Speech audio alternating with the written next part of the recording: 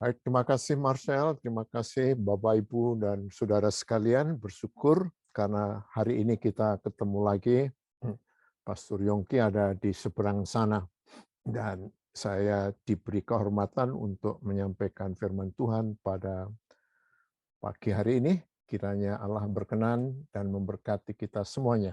Kita akan masuk kepada share screen sekarang.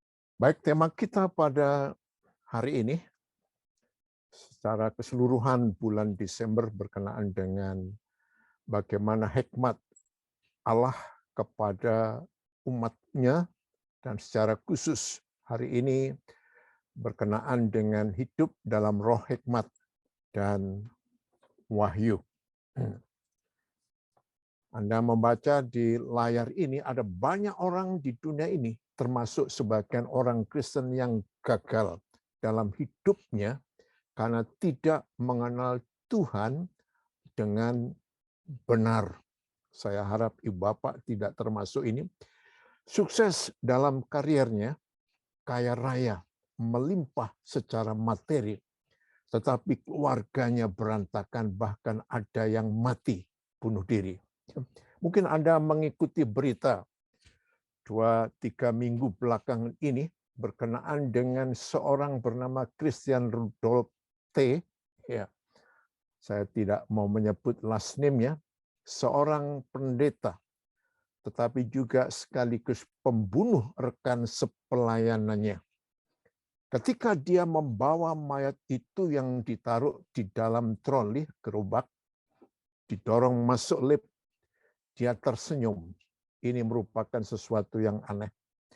Pembunuh seharusnya ada semacam penyesalan, tetapi ketika dia melihat orang di dalam lift, dia menunjukkan seolah-olah itu merupakan kebahagiaan, kemenangan, walaupun tindakannya adalah sebagai tindakan yang sangat-sangat kecil. Nah, Bapak Saudara sekalian, jadi tidak terbatas, tidak terlepas siapapun orang di dunia, orang biasa, orang tidak beriman, orang beriman, bahkan ini hamba Tuhan, bisa melakukan yang tidak benar, saya pasti, karena tidak mengenalnya kepada Allah. Sebagai orang percaya, kita wajib meminta roh hikmat dan wahyu kepada Allah Tuhan kita, Yesus Kristus, agar dapat mengenal Allah dengan benar. Hal ini sangat diperlukan karena dapat menolong kita untuk menjalani kehidupan di dunia dengan benar dan sesuai dengan kehendak Allah. Ayat yang menjadi acuan dalam Efesus pasal 1 ayat 17, dan meminta kepada Allah Tuhan kita, Yesus Kristus, yaitu Bapa yang mulia itu, supaya Ia memberikan kepadamu roh hikmat dan wahyu untuk mengenal Dia dengan benar. Nah, Ibu Bapak, ini merupakan bagian ayat tema kita pada pagi hari ini. Kita akan lihat pengertian roh hikmat dan wahyu. Hikmat ini dalam bahasa Yunani Sophia, berkaitan dengan hakikat Allah, manusia asal-usul alam dan asal-usul kejahatan. Apabila kita mau mengerti, memahami akan siapa Allah, siapa manusia, bagaimana semesta ini, dan bagaimana kejahatan terjadi, maka hikmat ini yang akan menolong kita untuk memahami secara benar. Dalam bahasa Ibrani, hokmah, ketajaman pikiran, pandai, mahir, dan selalu menggunakan akal budi, yaitu kekayaan rohani yang luar biasa. Ini akal budi yang dituntun oleh Roh Allah sendiri, sehingga mempunyai pemikiran yang luhur, agung, dan mulia. Nah, Ibu Bapak, inilah sesungguhnya doa Paulus kepada orang-orang di Efesus, karena mereka sedang menghadapi kesulitan, tantangan, dan hal-hal yang tidak menyenangkan bagi mereka, tetapi Paulus memberikan pemahaman berkenaan akan perbedaan antara hikmat dari dunia dan hikmat dari atas. Dari dunia artinya yaitu terdiri daripada nafsu, manusia. Disebut sebagai nafsu manusia, ini menunjuk kepada nafsu kedagingan, ya, kedagingan yang bersifat penuh dengan iri hati, kepentingan diri sendiri, kemegahan diri, penuh dusta. Inilah kedagingan manusia pada umumnya yang sering kali dibalut dengan sikap yang seolah-olah baik dan rendah hati. Tetapi hikmat yang dari atas, yaitu dari Tuhan, bersifat murni, pendamai, peramah, penurut, penuh belas kasihan, buah-buah yang baik, tidak memihak, tidak munafik. Bapak bisa meneliti diri sendiri, hikmat apa yang Anda sandang, yang Anda hidupi sekarang ini sesaat di dalam dunia. Karena itulah sebagai orang percaya Paulus mengajak kita supaya memiliki roh hikmat dan wahyu. Wahyu mempunyai pengertian apokalipsis, yaitu penyataan, pengungkapan, pembukaan, penyingkapan selubung yang dahulu tidak dimengerti, tidak dipahami, dan tidak diketahui, sekarang diungkapkan, dinyatakan, dibukakan. Namun dalam wahyu ada dua macam wahyu, yaitu general revelation, yaitu wahyu umum. Wahyu umum adalah wahyu yang disingkapkan melalui semesta, alam semesta, sejarah, hati nurani manusia, dan melaluinya itulah manusia tahu bahwa ada Allah. Namun demikian ketahuannya terbatas karena tidak memahami dengan pasti kayak apa Allah. Ya, tetapi dengan pemikiran, pertimbangan, hati nuraninya memahami bahwa di atas pemikiran ini ada sesuatu yang jauh lebih tinggi, apapun namanya, yaitu Allah. Ya, Allah. Dan Allah kayak apa? Tidak dipahami, itu sebabnya pengertian general revelation tidak membawa seseorang kepada keselamatan. Dikembalikannya hidup manusia kepada Allah. Maka kita akan mengenal, melihat, yaitu special revelation atau spesifik wahyu yang spesifik. Kita akan bisa melihat itu melalui firman Allah. Dan firman itu telah menjadi manusia, dan firman itu adalah Allah, yang mana kemudian manusia bisa memahami, bisa mengerti siapa, bagaimana Allah itu. Nah, inilah Bapak sesungguhnya pemahaman yang Paulus inginkan, supaya orang-orang di Efesus mereka tidak berpikir sebagaimana pikiran dunia yang bersifat umum, yaitu wahyu umum, hikmat yang dari dunia, sehingga kehidupannya adalah hanya tertuju kepada dirinya sendiri. Sedangkan seharusnya kita memiliki wahyu secara khusus, dengan demikian kita mempunyai makna kehidupan yang sesungguhnya. Bagaimana mengerti akan Allah? Kita sudah melihat general revelation dan special revelation. Bagaimana kita mulai mengenal Allah? Perlu diketahui bahwa Allah telah memilih kita sebelum dunia dijadikan. Kenapa begitu? Tuhanlah yang merajut. Tuhanlah yang membentuk. Tuhanlah yang menjadikan kita manusia itu oleh karena tangan kuasa daripada Allah. Tanpa memiliki keselamatan adalah mustahil mengenal Allah yang benar. Kenapa? Karena keselamatan merupakan awal seseorang untuk memahami siapa Allah, hubungannya dengan Allah. Karena itulah Bapak sekalian, kelahiran baru, ya, kelahiran baru, bila dahulu dirahasiakan, sekarang diungkapkan, yakni rencana keselamatan bagi umat manusia, iman yang murni, yang dimeteraikan oleh Roh Kudus. dalam bahasa kedokteran mempunyai kesamaan dengan bahasa Alkitab. Saya pernah katakan ada ungkapan yang disebut spermatos. Bagi manusia, terjadinya benih yang kemudian menjadi bayi manusia oleh karena kontak suami dan istri, maka di sanalah bertemunya sperma itu di dalam kandungan istri, maka terjadilah seorang bayi. Dan bayi ini memiliki DNA seperti orang tuanya.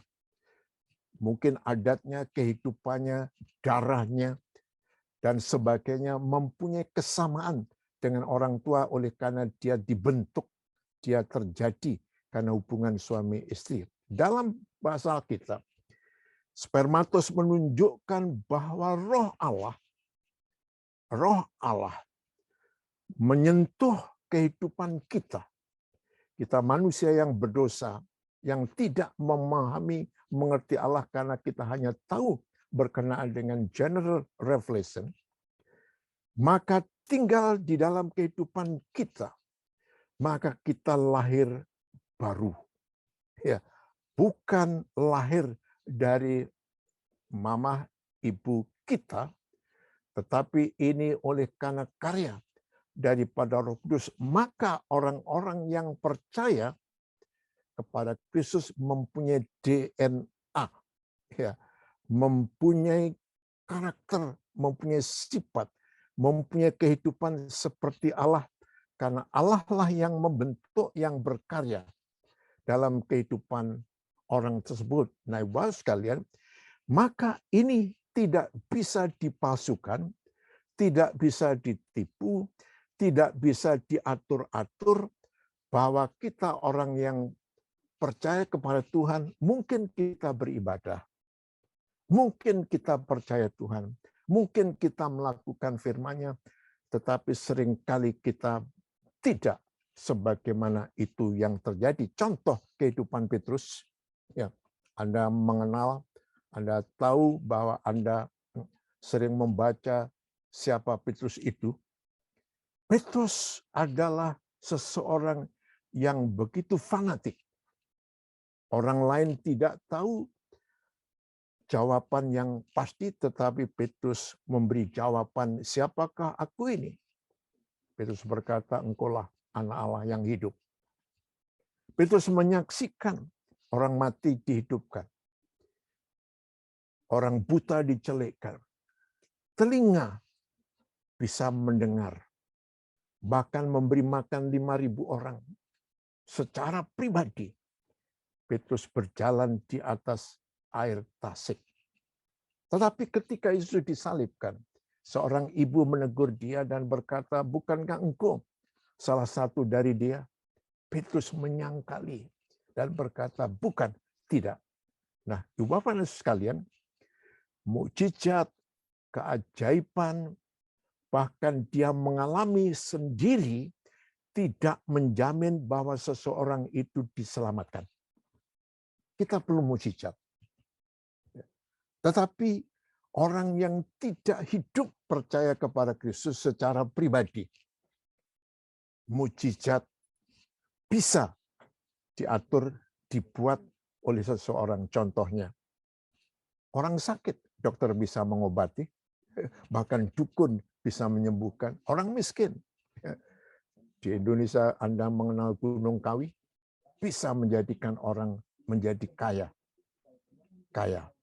Oleh karena itulah Bapak sekalian, tetapi ketika Petrus percaya kepada Yesus secara pribadi, kemudian dia berbeda karakter, sifat penyerahannya. Dia berkata bahwa saya tidak layak untuk disalibkan seperti Tuhanku, maka aku mau kepala di bawah. Ada perbedaan, ada perubahan, ada komitmen yang berbeda, Ibu sekalian. Kalau Anda belum memiliki keselamatan, percaya kepada Yesus, dan menunjukkan tabiat kehidupan seperti Kristus, hati-hati. Kalau kita hanya mengejar mukjizat, mengejar keajaiban, tidak salah, tetapi itu merupakan keajaiban mukjizat yang tidak menjamin seseorang percaya. Tetapi orang yang percaya kepada Kristus, mukjizat ataupun tidak ada, keajaiban ataupun tidak, ketika dia percaya artinya dia sudah pindah dari mati kepada hidup, maka itulah merupakan sesuatu kehidupan yang lebih penting. Itulah merupakan mukjizat yang lebih daripada mukjizat. Karena orang yang di dalam neraka dipindahkan ke dalam surga karena iman percayanya. Nah, Ibu Bapak, cara mendapat roh hikmat dan wahyu adalah dengan menerima Yesus sebagai juru selamat dan kemudian menghidupi sebagaimana yang dia percayai, ya, percaya.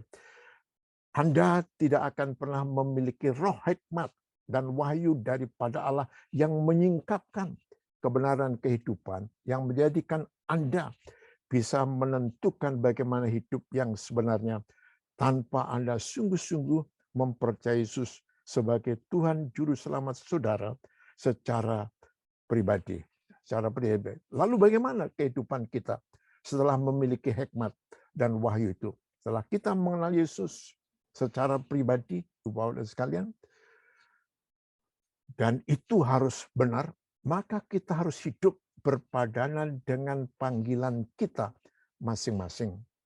Seseorang disebut sebagai kepala desa karena dia melakukan pekerjaan kepala desa itu. Seseorang disebut sebagai pegawai kantor pos karena dia melakukan kegiatan-kegiatan berhubungan dengan pos itu. Ini sama. Ketika Anda sudah percaya dan hidup berdasarkan panggilan Allah, memiliki roh hikmat dan wahyu, Anda harus hidup sesuai dengan panggilan, berpadanan dengan panggilan itu. Yang pertama, memelihara kesatuan. Ketika Anda percaya kepada Kristus, Anda akan menjadi bagian di dalam kehidupan Kristus. Berpadanan artinya bisa berarti cocok, selaras. Arti kata yang sangat populer adalah satu tubuh. Ya, satu tubuh. Bagaimana mungkin kita yang berbeda? Ya, jemaat di BMCNY ada sekian puluh, satu sama lain berbeda. Jangankan di antara anggota gereja, suami istri mempunyai perbedaan.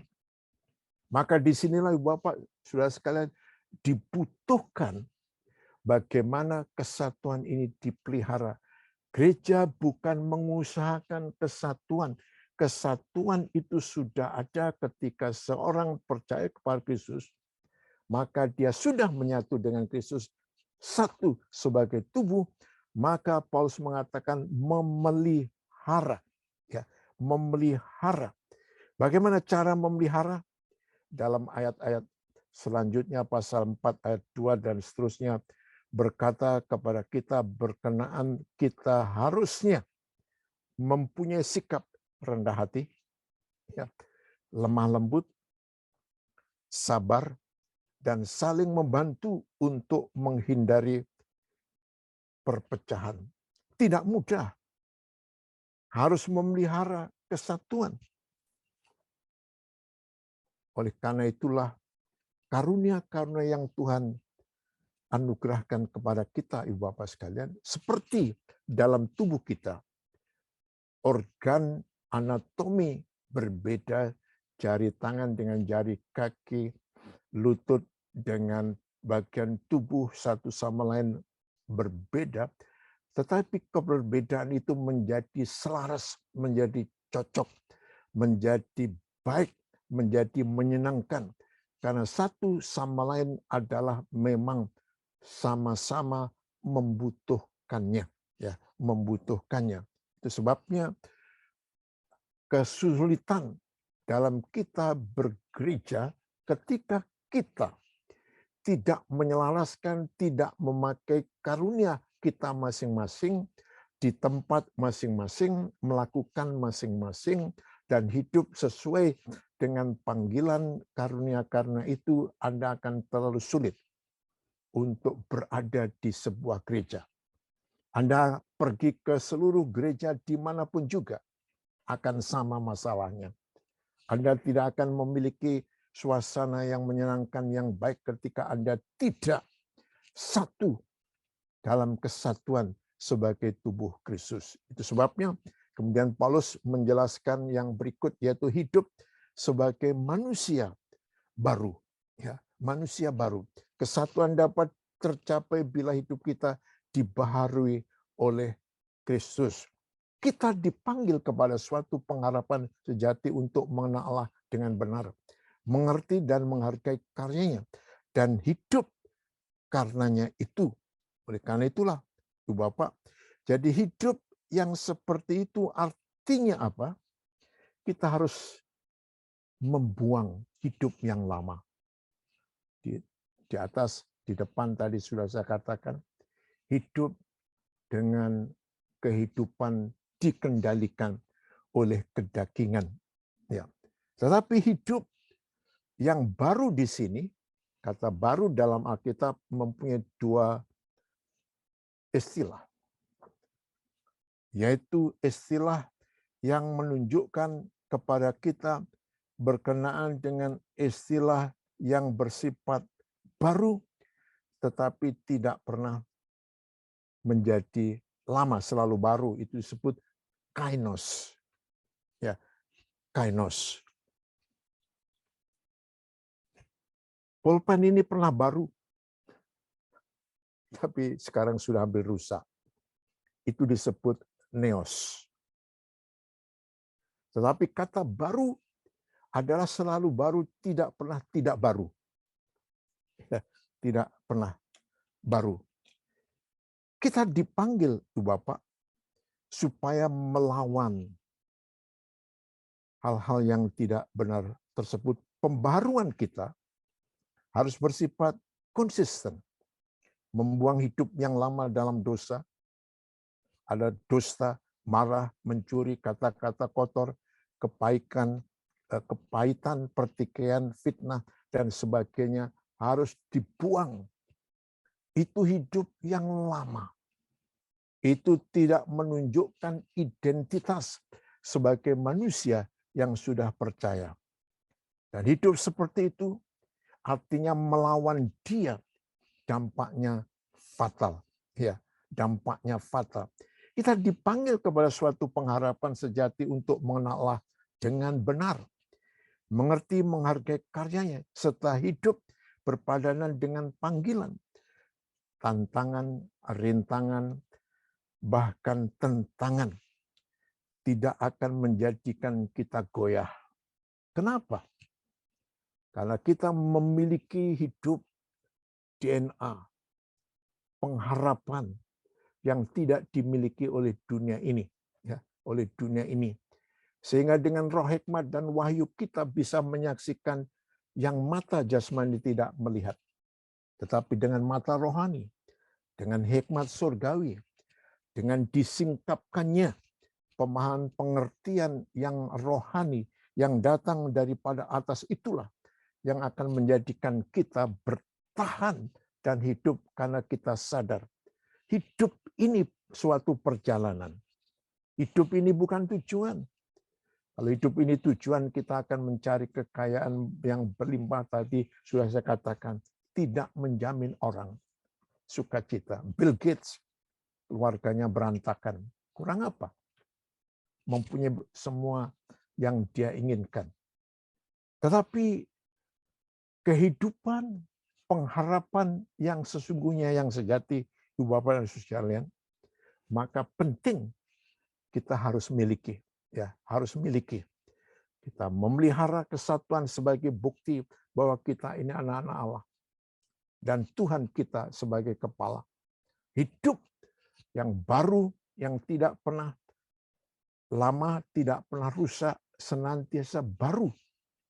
Sehingga sesuatu yang sangat sangat menyenangkan. Kemudian bagaimana kita memahami tujuan kekal Allah? Jika kita menerima roh hikmat dan wahyu dari Tuhan, maka kita akan memahami tujuan kekal Allah. Dunia ini tidak kekal. Dunia ini hanya sementara. Dunia ini tidak memberikan jaminan. Dan dunia ini tidak akan menjadikan kita memiliki kepuasan. Ya, coba lihat, banyak orang yang korupsi, bukannya orang-orang miskin. Tapi orang-orang yang cukup berada, tetapi keberadaannya tidak pernah menjadikan dia puas, sehingga dia melakukan hal-hal yang tidak terpuji. Kita tidak akan menjalani tujuan kita sendiri. Karena apa? Kita adalah ciptaan Tuhan sejak semula. Kita adalah orang-orang daripada Tuhan. Oleh karena itulah, Ibu Bapak sekalian, beberapa bulan yang lalu saya katakan dosa yang sesungguhnya adalah bukan melakukan kejahatan. Kejahatan memang dosa. Mencuri, membunuh, dan lain sebagainya, dosa. Tapi dosa yang paling dosa adalah miss target. Tidak menjadikan Allah sebagai tujuan hidup daripada manusia adalah kita diciptakan seturut dengan gambar peta teladan Allah. Ya, sehingga kita harus mengikuti tujuan yang Allah tetapkan dan menaatinya.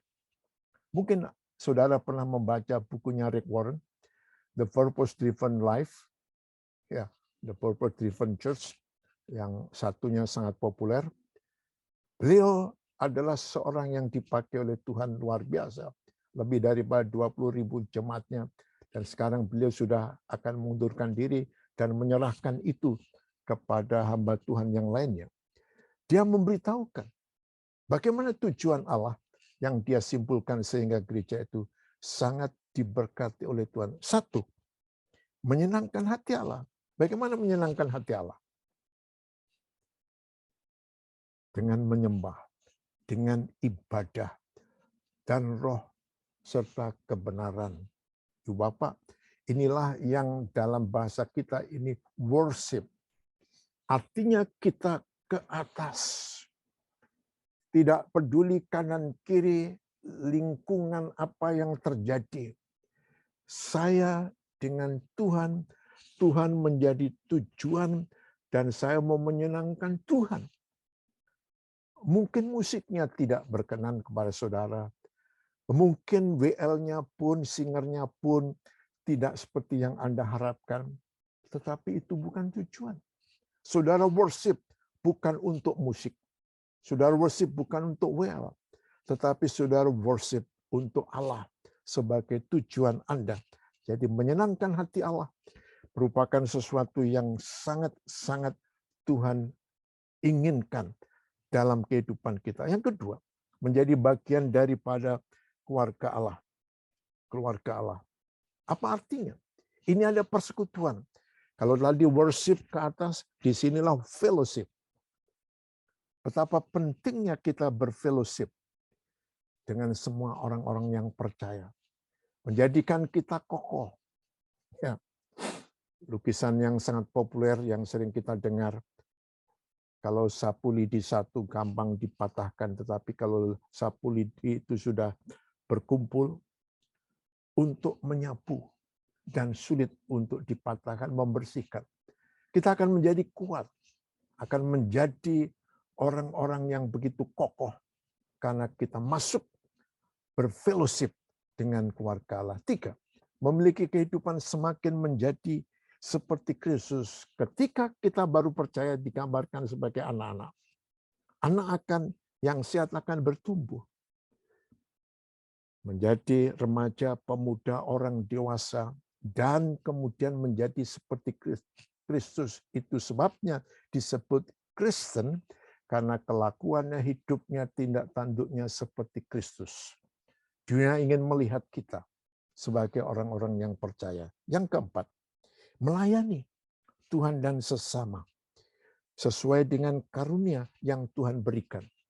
Tuhan tidak menuntut, Tuhan tidak meminta, lebih daripada apa yang Tuhan berikan. Yang 5 talenta memang tuntut menjadi 10, yang 2 menjadi 4, tetapi yang 1 tidak melakukan. Dan Tuhan berkata, pemalas dan enyahlah dari hadapanku. Melayani Tuhan dan sesama ibu bapak sekalian, karunia masing-masing kita, Tuhan tidak menuntut lebih daripada apa yang Tuhan telah anugerahkan kepada kita. Buatlah, lakukanlah. Supaya Tuhan menjadi nyata. 5. Menyatakan kasih Allah yang menyelamatkan. Ibu Bapak, dunia membutuhkan keselamatan abadi. Mukjizat, keajaiban, kekayaan, ketenaran, dan sebagainya tidak menjamin seseorang mempunyai suasana damai sejahtera. Tetapi orang yang percaya beriman memiliki itu. Allah menginginkan kita supaya orang mengetahui apa kasih Allah yang menyelamatkan. Maka kita perlu memberitakan. Kita perlu membuktikan dengan perbuatan baik kita. Tuhan akan berkenan dan memang akan memberkati kita. Akhirnya Bapak sekalian, hidup dalam roh dan hikmat. Roh hikmat dan wahyu bisa terjadi bila kita percaya, hidup percaya pada Yesus sebagai Tuhan dan Juru Selamat pribadi secara pasti benar dibuktikan dalam kehidupan kita. Terus bertumbuh pengetahuan, pengertian, dan iman dalam kehidupan hari ke hari. Anda masih ingat understanding, knowing, understanding, and doing. Walaupun saudara tahu, saudara mengerti, without doing is nothing. Itu sebabnya Anda tidak mengalami apapun. Itulah hidup berkemenangan. Tadi saudara Marsha sudah menyebut lebih daripada pemenang. Lebih daripada pemenang. Cerita tentang ke-10 orang kusta. Mereka berseru kepada Yesus. 10 orang semua disembuhkan. Tuhan mengabulkan keinginan mereka. Tapi berapa yang datang pada Yesus? Artinya apa? Tuhan akan memberikan pada Anda apa yang Anda inginkan. Ya. Yang belum punya pekerjaan, minta. Tuhan akan membukakan. Yang belum punya anak, minta. Tuhan akan membuka kandunganmu. Yang belum mempunyai pasangan hidup, minta. Tuhan akan mengabulkan. Tetapi pertanyaannya, what next? Apakah Anda menjadikan kemenangan itu lebih dari pemenang? Yang artinya bukan ketika saya tidak punya pekerjaan, dapat pekerjaan menang. Oke, tetapi itu tidak menjamin Anda. Tuhan memberikan, Tuhan mengabulkan apa yang kita harapkan. Tetapi Tuhan mau konsistensi daripada kehidupan keimanan, kepercayaan kita. Dengan kuasa roh, hikmat, dan wahyu menyingkapkan kita. Sehingga di balik apa yang kita rindukan itu Tuhan mau. Supaya kita memuji dan memuliakan Dia. Maka roh hikmat dan wahyu Bapak sekalian adalah akan menjadikan dasar, landasan, jalan kehidupan kita.